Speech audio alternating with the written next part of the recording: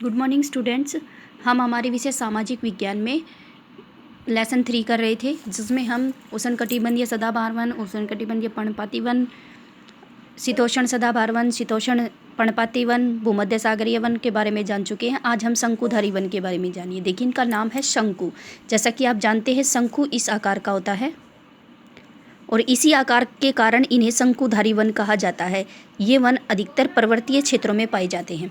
देखिए, उत्तरी गोलार्ध के उच्च अक्षांशों 50 डिग्री से 70 डिग्री उत्तर में भव्य शंकुधारी वन मिलते हैं। दक्षिणी कनाडा, रूस, नॉर्वे एवं स्वीडन इन वनों के मुख्य क्षेत्र हैं। लक्षण: इन्हें टैगा भी कहा जाता है, जिसका अर्थ है शुद्ध या अनछुआ। अर्थात ये शुद्ध होते हैं, अनछुए होते हैं, क्योंकि इतने ऊंचाई पर होते हैं और इनका आकार ऐसे होता है इन पर न चढ़ा जाता है, इसी कारण ये अनछुए होते हैं। इन वनों के वृक्ष लंबे एवं ऊंचे होते हैं। इन वृक्षों की पत्तियां छोटी एवं तीखी होती हैं। इनकी लकड़ी का उपयोग माचिस एवं पैकिंग के लिए बक्से बनाने के लिए किया जाता है।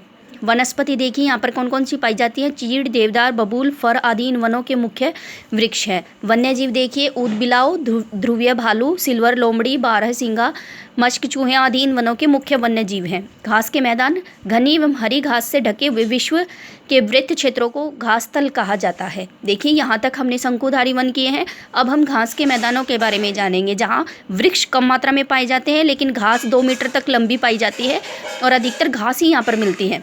देखिए, कुछ फर्स्ट है हमारा शीतोष्ण घास स्थल। इन घास स्थलों के अलग अलग नामों से जाना जाता है, निम्नलिखित हैं।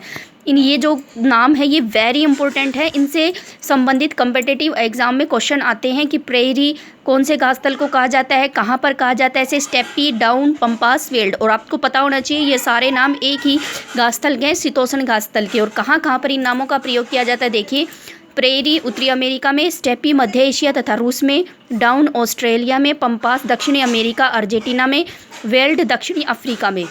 लक्षण देखिए ने, इन्हें विश्व के अन्न भंडार भी कहा जाता है। It's very important.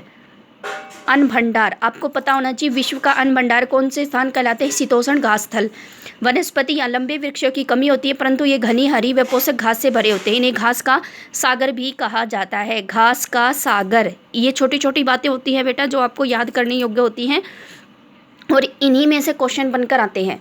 वन्यजीव: जंगली भैंस, जंगली सांड, बारहसिंगा आदि यहाँ के मुख्य वन्यजीव हैं। अब इस कार्य से संबंधित कुछ 2 प्रश्न हैं। शंकुधारी वनों पर संक्षिप्त नोट लिखो, शीतोष्ण घास स्थल पर संक्षिप्त नोट लिखो। इन दोनों प्रश्नों के उत्तर आपको अपने फेयर नोटबुक में लिखने हैं और याद करने हैं। अब तक हमारा ये तीसरा लेसन चल रहा है और ये भूगोल का है, जो आपको अपनी फेयर नोटबुक में लिखना है और याद करना है।